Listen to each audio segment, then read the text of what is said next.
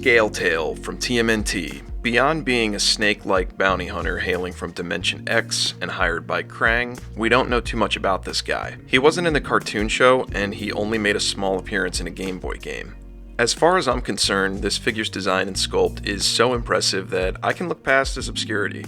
Dude has 9 points of articulation, which, by today's standards, isn't too much, but was very impressive back in the 90s. We obviously need to address how unique his tail is and how you're able to pose it in several different ways. Really allows him to achieve some dynamic stances. I should note that I don't have any of this guy's 4 original accessories, and that's mainly due to the fact that I don't think he needs anything else. He's got so much going on already with movable pistols for a tongue, some kind of a blaster operated by a smaller snake that's permanently fixed to his tail, and his entire right arm is dedicated to 3 additional snakes.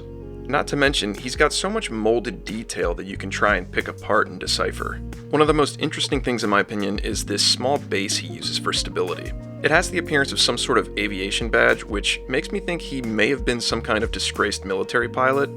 Pretty interesting stuff. I'd love to see Super 7 take a shot at remaking this guy.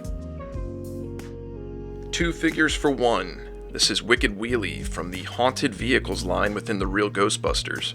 These guys both transform into ghosts, so we'll look at both separately first. According to the package description, the motorcycle itself is called Wicked Wheelie, and the rider is addressed as his creepy companion. Unfortunately, the latter is terribly underwhelming by comparison. He can be posed using his 4 points of articulation, and he fits on the vehicle with relative ease. His transformation translates to pulling on the front of his helmet, revealing an inner screaming Cyclops face, as well as an engine and a wheel.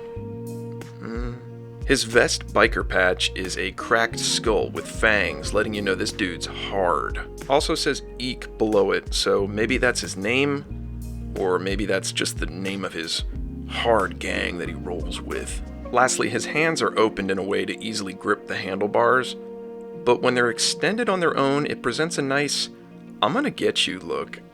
The motorcycle's the show stealer with a much more impressive transformation. Fold out his hands/wings and talon, then flip his head over and open his mouth. He's a pretty cool creature, so I don't have much to complain about.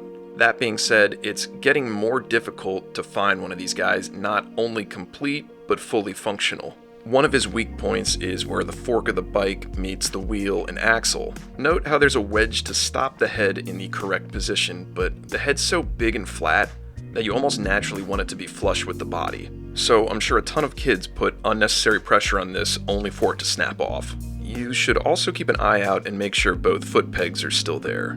One or both tend to be absent. One last thing to note is I almost prefer these guys to stay connected to each other while transformed. Kinda makes this guy a little more menacing with additional appendages. But I think he's supposed to be some kind of bird. I don't know. To each their own. It's a cool set regardless. Did you ever like these, have these, or want any of these guys? Let us know and be sure to tune in future Fridays for 3 more figures.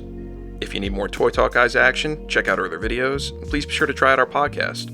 Just search Toy Talk Guys in your podcast app of choice, or click on one of our links in the video description below. Thanks for watching.